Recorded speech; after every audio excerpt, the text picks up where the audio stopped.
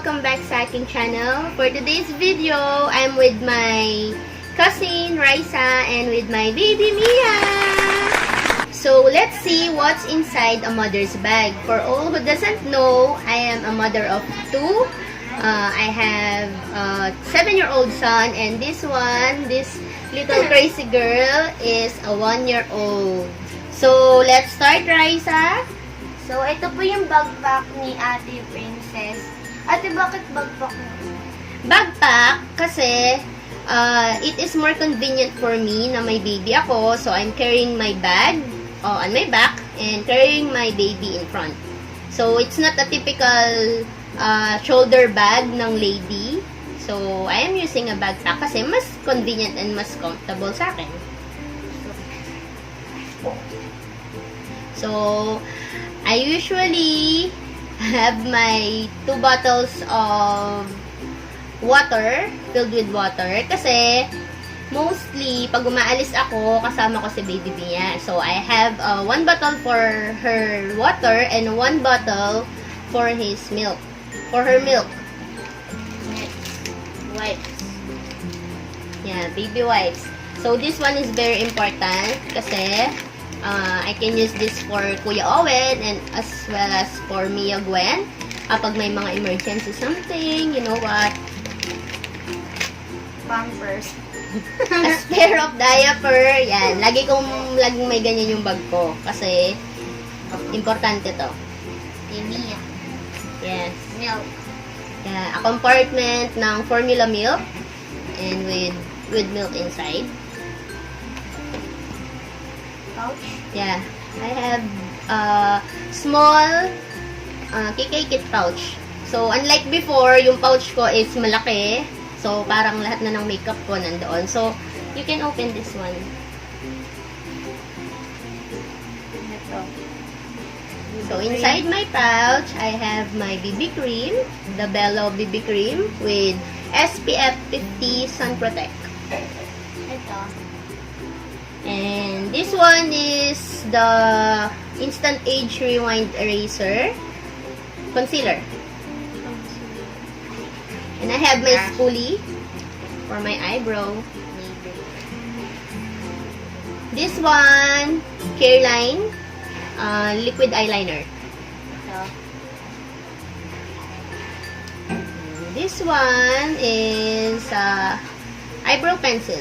A retractable eyebrow pencil from Ever Bilena Advance. This one, Brow Mascara from Intuit. Last. And the last, Tweezer. I always have Tweezer sa aking pouch kasi mahilig akong magkut-kut ng whiteheads from my nose. Next one, alcohol. Kasi si Kuya Owen malikot, madalas naglalaro, narurumihan. So, alcohol for their hands. This one is oil film. So, I bought this from Watson.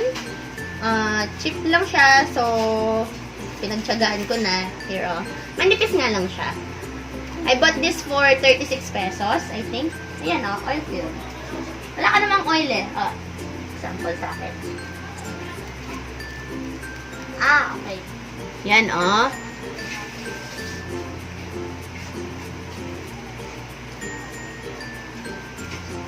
Ayan, oh, diba? Kaso, madali nga lang siyang mapunit. So, next one. Yeah, I have my pouch, which has my money. Huwag na nating bilangin kasi wala akong money. And my ATM card. Ballpen. In case of emergency. I always have ballpen inside my bag. Lipstick. I have 2 lipstick lagi sa bag ko. My favorite lipstick, the Color Pop in Cami. Yan. This is the color mauve.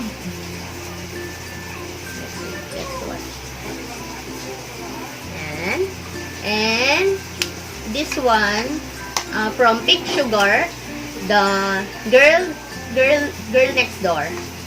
This one is nude. So, I always use this one. Ayan. Nude siya.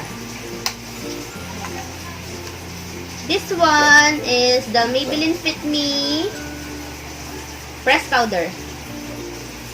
Ayan. Lagi ko tong dala kasi, ito yung purpose. The mirror. I always use this mirror but not this powder. Next zipper. Next. The front zipper. Oh. From the front zipper of my bag, I have the Vaseline lip balm and the Nailcutter with keychains and the house key. Yan. So, there's no more.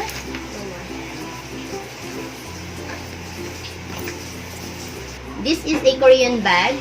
Sobrang ano niya, matibay siya kasi this one is leather and it has zipper here and 2 compartments from side.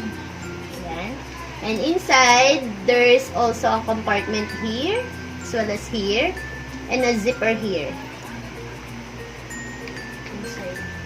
Ayan. So, that's it. That's the usual things na nasa laman ng bag ng isang mama like me.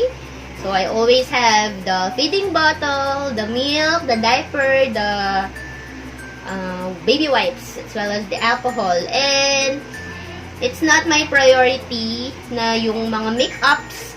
So, I can leave the house with only a lipstick at saka yung blotting paper lang yung baon ko and a mirror. So, nagtataka kayo walang comb sa aking bag. So, hinahanap ko yung suklay ko. Ayan, nawawala siya. So, ano, Raisa, balik mo na lahat. Okay, bye. Oh, what's that, Mia? Milk. Milk!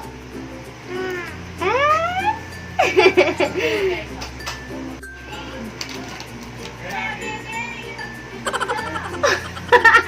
That's lipstick, baby. Lipstick. Lipstick!